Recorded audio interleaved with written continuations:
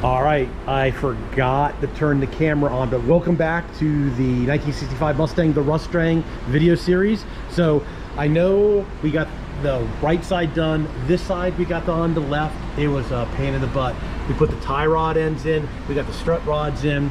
So today I forgot to turn the camera on. I went ahead and I put the master cylinder in, and we re-ran the lines for the front brakes. Here's the left front line. Here is the left front line. Here's the right front line. So we have all that done. The master cylinder's bled, so all that stuff's taken care of. So what I did here is, this is a 65. A 65 is only supposed to have a single bowl reservoir. So if you're running drum brakes and you want the safety of a dual bowl reservoir, you buy a 67 master cylinder, and what you do is you take the rear line off your junction box here. Here's the rear line. You have to make an adapter. You take it off your junction box and you put it up into the front, and then you run this to the junction box for the front brakes, and then you let me get the camera over here and see if you can see it right there. You put a block off. So basically the back of the master cylinder runs the front brakes, and the front of the master cylinder controls the rear brakes. So that's how you plumb that up. So we're slowly been working on it. I forgot to turn the camera on. We still need to get the shocks in it because we need to put the wheels. We couldn't find the wheels. So we need to put the wheels back on to collapse the front suspension to be able to get the shocks in. And transmission, we have somebody that's gonna rebuild the transmission for us. He said that we should get a case because of the crack in it. So I went ahead and I found a case online for like $120. It was 116, 120, something like that. Same model. This is a C8 something. So I got the exact same casting number, so we shouldn't have any problem with him taking the parts out of this transmission and putting the other one. He says there's a waiting list. I'm not in any hurry because we still have to do something with the motor. We still need to make a patch panel inside. There's some patch panels that need to be done on the floor. Not worried about that. So right now we're almost done with the series until we get to the motor. We're going to go ahead and bleed the brakes. It's pretty boring. We're going to bleed the brakes, get the brakes bled so we have brakes, get the front tires back on, and get shocks on. Let me come back and we'll show you the shocks because I really didn't show you the shocks last time. And we'll bleed the brakes. So we're going to bleed the brakes first, and we'll come back and I'll show you how to put shocks in the Mustang. We still have to put, I left this together with the spring compressor because this one was acting kind of funny and I didn't want that spring to come flying out. So we just left the spring compressor in there for now. As soon as we get the tires on and it compressed and we get the shock in, everything will be good to go on that. Oh, and we painted up the rest of the firewall if that wasn't there. So we'll come back and show you putting the shocks in. And there's the new idler arm, the new bolts. If you need nuts and bolts, go on eBay, and I can't remember the name. When I come back, I'll tell you the name of the nut and bolt place. East Coast bolts? No, that's not what it is. All right, we'll take and be back with the front shock installation. Alrighty, we got the brakes bled. We put the front tires back on and adjusted them kind of loose so we can roll the car around. I had to adjust up the rear brakes. So drum brake pedal do not feel that great. So let me see. I had to loosen up the adjustment a little bit. That's it, right there. It has pedal. Feels kind of squishy like they're supposed to with drum brakes. I do believe they'll get better as we drive it, and then we'll readjust the brakes up, but kind of hard to drive with no motor.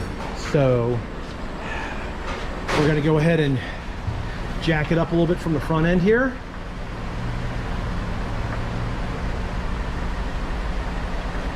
And get the front jack stands out.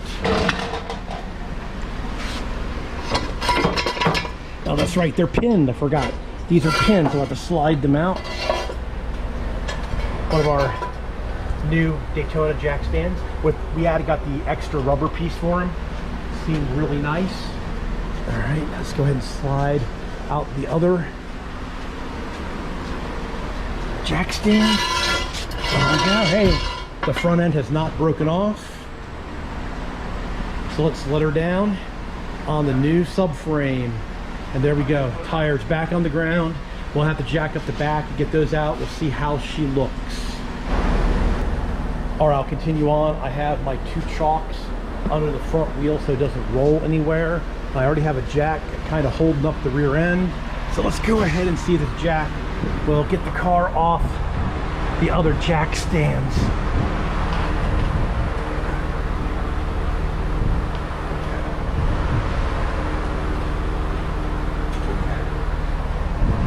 All right, we're off the jack stands.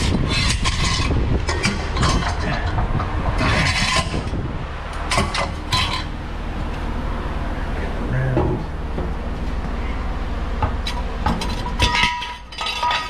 There's that one.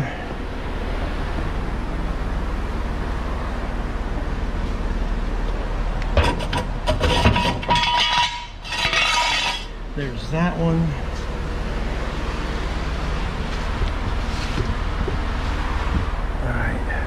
Let's let her down real slow.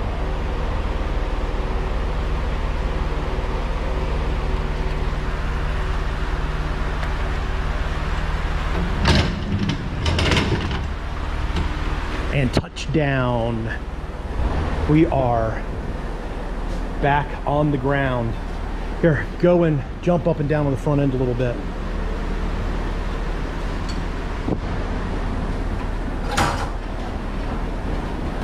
Okay. Oh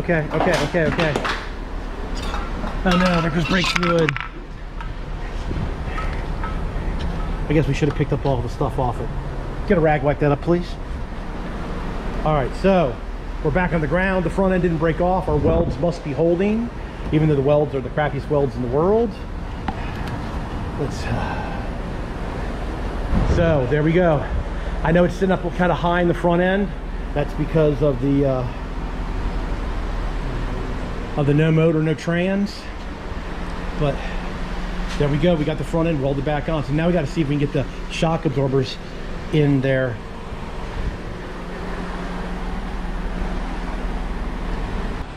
Alrighty, well, we had a little bit of a fail here.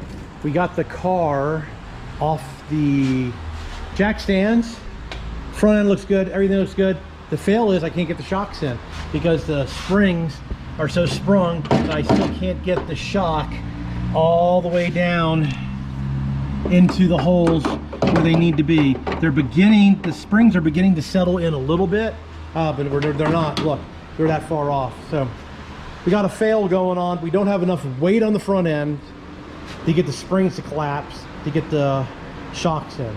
So kind of a fail, not really a fail, but kind of a fail, because we don't have any weight and we don't have the motor and transmission in to push down on those springs that have not been sprung for a long time. Well, they've been sprung for a long time.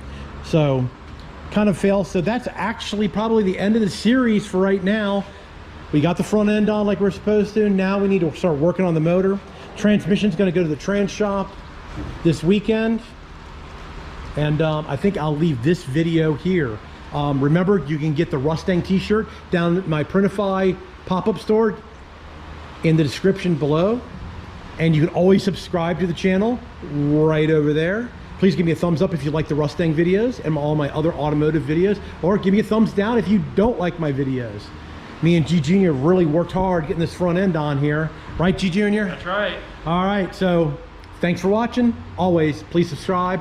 We will catch you on the next one, which will probably be taking the motor apart. So this is now a roller.